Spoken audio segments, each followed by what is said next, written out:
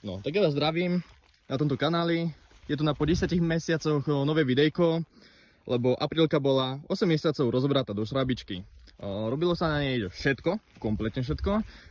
Preváral sa celý RAM, všetky somarinky, ktoré boli, keďže to bola cestná verzia, keď to malo HPZ-ky, tak sa všetky somariny dávali head. Na novo je urobený nástriek na RAM, všetky plasty sú kompletne vybrúsené, nastriekané, potom ložiska v kývke a v zadnom ráme sú urobené na novo ložiska Gufera, takže celé prepakovanie funguje ako nové.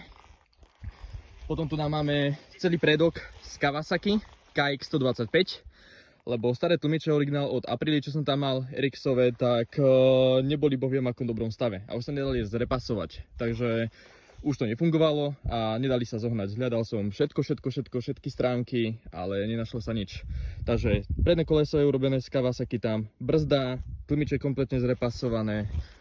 Okuliare, tie ostávajú z Aprilia, lebo tie sedia. Rozmer je taký istý, ale vrch sa tam prispôsobil, sa prefrezoval z Kawasaki. Potom na motore tu nám máme urobenú kompletnú generálku, už sú tam urobené kompletne nové tesnenia, ložiska originál Gufera, potom je tam urobená ojnica od značky Prox a PS od Worsnera.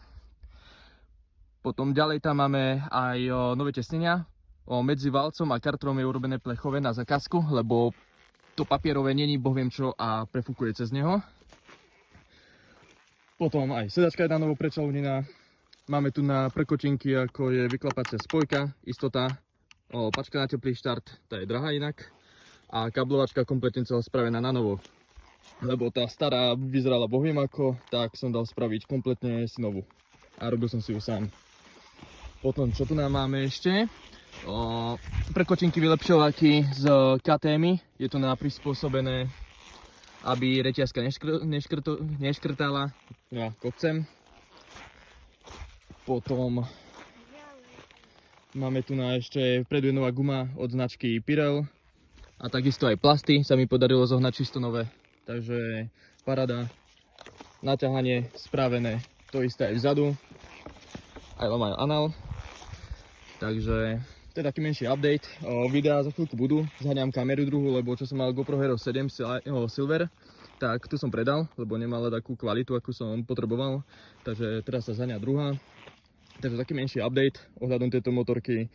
A je aj na predaj, je aj na bazoši, takže kto by ste chceli, je kompletne spravená, akurát sa zabehuje, takže ešte takých 15 motohodín musím nabehať, aby bola v plnom zábehu.